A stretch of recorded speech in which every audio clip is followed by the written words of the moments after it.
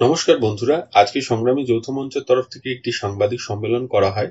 সেই সম্মেলনে সংগ্রামী যৌথ মঞ্চের আহ্বায়ক শ্রী ভাস্কর ঘোষ বেশ কিছু দাবি তুলে ধরেন।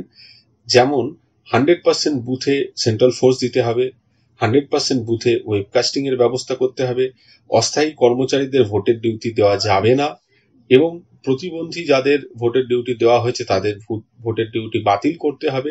পাশাপাশি তিনি বলেন যে তারা বিভিন্ন যে ভোটের অভিযোগ সেটা সংগ্রহ করবেন, তার জন্য ইমেল এবং ফোন নাম্বারও দেন। সরাসরি চলে যাচ্ছি সেই সাংবাদিক সম্মেলনে কি কি কথা উঠে এলো, কি কি বললেন ভাস্কর ঘোষ, সেটা আপনারা শুনে নিন। নির্বাচন অনুষ্ঠিত হবে, কিন্তু যে ট্র্যাডিশনটা আমরা দুঃখের হলেও দেখতে পাই যে ভারতবর্ষের প্রায় একমাত্র রাজ্য যেখানে মানুষ তার গণতান্ত্রিক মৌলিক অধিকারটুকু প্রয়োগ করতে পারেন না, অর্থাৎ নির্ভয়ে নিজের ভোট নিজে দেওয়ার মতো পরিস্থিতি এই রাজ্যে এখনো পর্যন্ত নেই।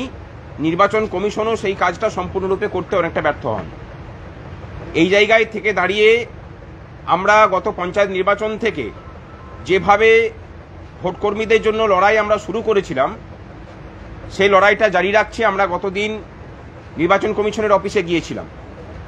সেখানে গিয়ে আমরা দাবি জানিয়ে এসেছিলাম যে সম্পূর্ণ 100% বুথে কেন্দ্রীয় বাহিনী থাকতে হবে, শুধুমাত্র আমাদের নিরাপত্তা নয়, সাধারণ মানুষ যেন ভোট দিতে পারে ঠিকমতোভাবে তার জন্য।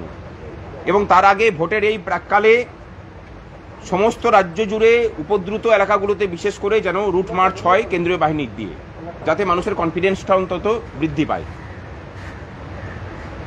আমরা এগুলো বলার পরে তারা বলেছিলেন যে 100% বুথে কেন্দ্রীয় বাহিনী থাকবে, কিন্তু তাদের যারা স্পেশাল অবজারভার এসেছেন তারা বলেছেন যে তারা এখনো পর্যন্ত নিশ্চিত নন।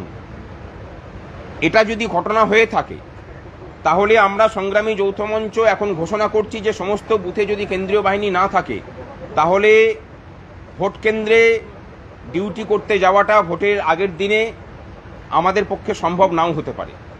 আগে নির্বাচন কমিশনকে আমাদের নিরাপত্তার ব্যবস্থা সুনিশ্চিত করার পরেই আমরা ভোট নিতে যাব, এই বিষয়টা নির্বাচন কমিশনকে আমরা জানিয়ে দিচ্ছি এবং সেটা সামনের সপ্তাহে নির্বাচন কমিশনে গিয়েও আমরা জানিয়ে আসব। দ্বিতীয় যে বিষয়টা দেখা যাচ্ছে যে সিভিজিল যে অ্যাপ, সেই অ্যাপে অভিযোগ জানালে বিভিন্ন জায়গা থেকে অভিযোগ আসছে যে ডিএম এবং এসপিরা লোক পাঠিয়ে তাদের বাড়িতে হুমকি দেখাচ্ছেন। গত পঞ্চায়েত নির্বাচনে আমরা হেল্প ডেস্ক চালু করেছিলাম, সেখানে সাধারণ মানুষেরও প্রচুর ফোন এসেছিল, আমরা সেগুলো নিয়ে ব্যবস্থা নিয়েছিলাম। আমরা এবারে ঠিক করেছি যে সংগ্রামী যৌথ মঞ্চের পক্ষ থেকে আজ থেকেই একটা হেল্প ডেস্ক আমরা চালু করলাম।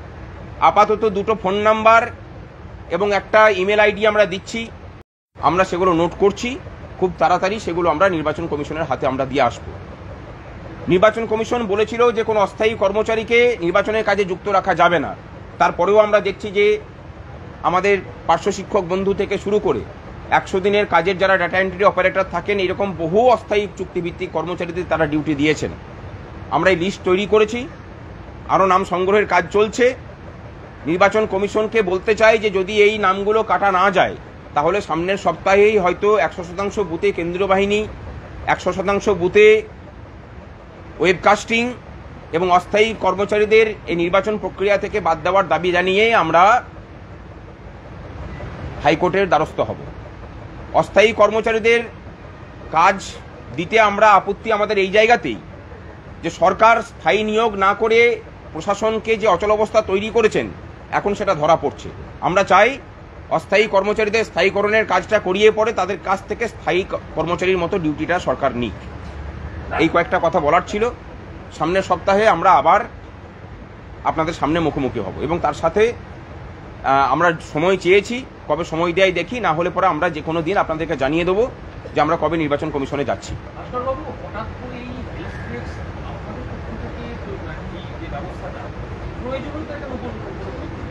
দেখুন, একটা বিষয় আপনারাও হয়তো বুঝতে পারছেন যে পশ্চিমবঙ্গে কাজ করে ভোট পেতে হবে, এই ব্যবস্থাটা যেহেতু বিলীন হয়েছে, ভোট নেওয়াটা এখন প্রায় চুরি, মানে ভোটটা জোর করে কেড়ে নেওয়াটা এখন অধিকারের জায়গাতে গেছে।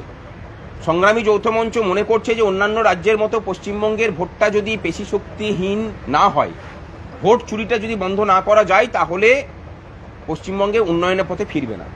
এই জায়গা থেকেই আমাদের এই প্রচেষ্টা। আমরা এই প্রচেষ্টায় সামিল হওয়ার জন্য এই রাজ্যের সাধারণ মানুষ এবং সংবাদ মাধ্যমের বন্ধুদের কাছেও সহযোগিতা চাইছি যে চলুন সকলে মিলে চেষ্টা করি পশ্চিমবঙ্গের ভোটের এই বাতাবরণটাকে বদল করার জন্য, যেন অন্যান্য রাজ্যের মতো স্বচ্ছভাবে নির্ভয়ে মানুষ নিজের পছন্দের প্রার্থীকে বেছে নিতে পারেন, তার পরিবেশ তৈরি হোক। ভাস্করবাবু, অনেক জায়গায় দেখা যাচ্ছে শারীরিকভাবে প্রতিবন্ধী কর্মচারীদেরও ডিউটি দেওয়া হচ্ছে, এই ব্যাপারে আপনাদের সংগঠন কি স্টেপ নিচ্ছে? শারীরিকভাবে প্রতিবন্ধী কর্মচারীদের ডিউটি দেওয়া যায় না, তারপরেও যদি কোথাও দেওয়া হয়ে থাকে তারা আমাদের এই যে মেল আইডি দিয়েছে সেই মেল আইডিতে তারা অভিযোগ জানান, আমরা নির্বাচন কমিশনের সাথে কথা বলে তাদের ডিউটি কাটানোর ব্যবস্থা করব।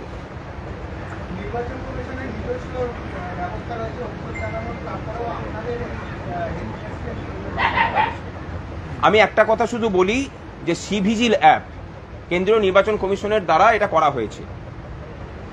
অভিযোগ আসছে বিভিন্ন জায়গা থেকে, আমাদের কাছে অভিযোগ এসেছে যে সিভিজিল অ্যাপে অভিযোগ করলে পরে নিয়ম অনুযায়ী সেই অভিযোগের নিষ্পত্তি 100 মিনিটের মধ্যে করতে হয়, কিন্তু দেখা যাচ্ছে যে যিনি অভিযোগ করছেন তার বাড়িতে শাসক দলের দুষ্কৃতী পুলিশ প্রশাসনের লোক তার বাড়িতে গিয়ে হুমকি দিয়ে আসছেন যে ভবিষ্যতে আর অভিযোগ জানাবেন না।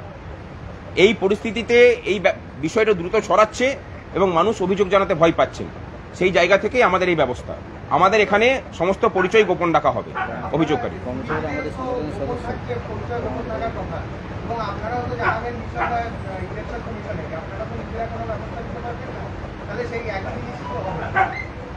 এটার বিস্তার লাভ করবে বেশি, কারণ সকলের পক্ষে সিভিজিল অ্যাপে গিয়ে অভিযোগ জানানোর থেকে ফোনে বা হোয়াটসঅ্যাপে বা মেল করে অভিযোগ জানানোটা অনেক সহজ বলে মনে হয়েছে এবং সেটা নির্বাচন কমিশনও মেনে নিয়েছে যে হ্যাঁ আপনারা যদি এই ব্যবস্থা করেন সেটা আরও আমাদের কাজটাকে সহযোগিতা করবে। নির্বাচন কমিশন আমাদের কাজের সাথে কোনো রকম অমত পোষণ করেননি।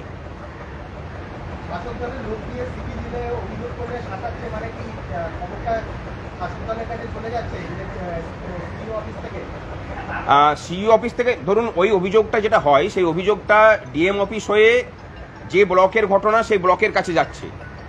এবার যখনই ব্লক প্রশাসনে যাচ্ছে সেখানে থেকে আমি ব্লক প্রশাসন বলছি না, কোনো না কোনোভাবে তো যাচ্ছেই অভিযোগটা, না হলে পরে এই হুমকি দেখানোর বিষয়গুলো ঘটছে কেন?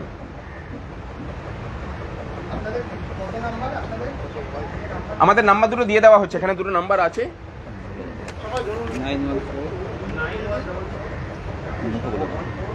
আমাদের যে নাম্বার দেওয়া হয়েছে 9144141337,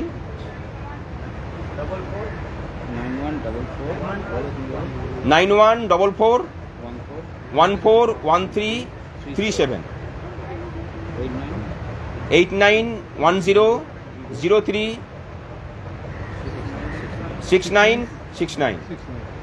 আর আমাদের যে মেল আইডি আছে সেই মেল আইডি হচ্ছে sjmhelp@gmail.com।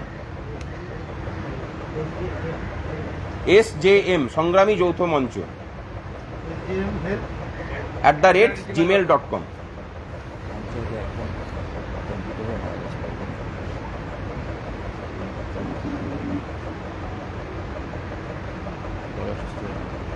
রাজ্যপাল এই ধরনের একটা উদ্যোগ নিয়েছিলেন, তো সেক্ষেত্রে শাসক দল অভিযোগ করেছিল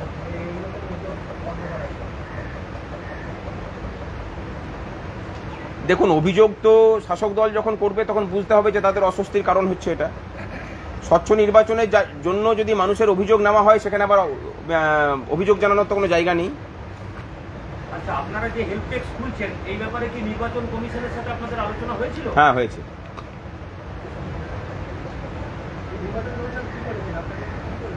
তারা বলেছেন যে আপনাদের ভূমিকা সহায়তাই করবে আমাদেরকে।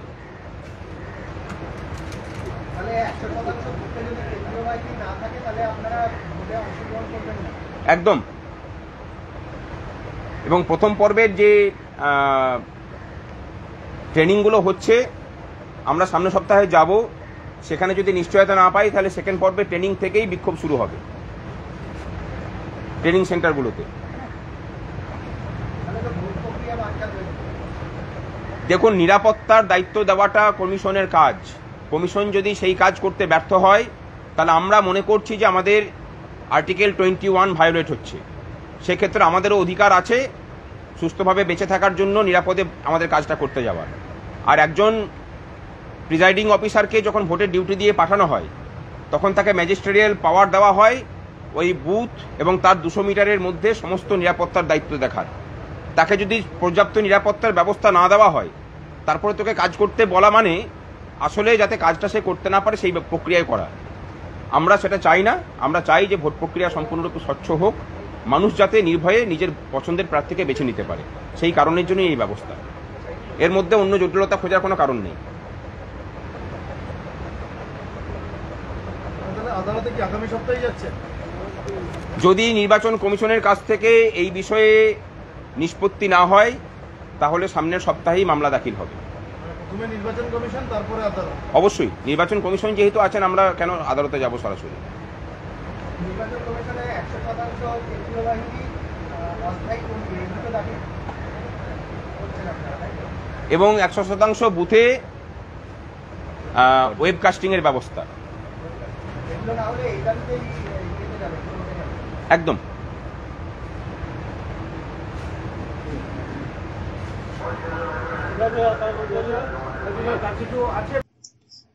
আজকে এই পর্যন্ত। সকলে ভালো থাকবেন, সুস্থ থাকবেন। ধন্যবাদ।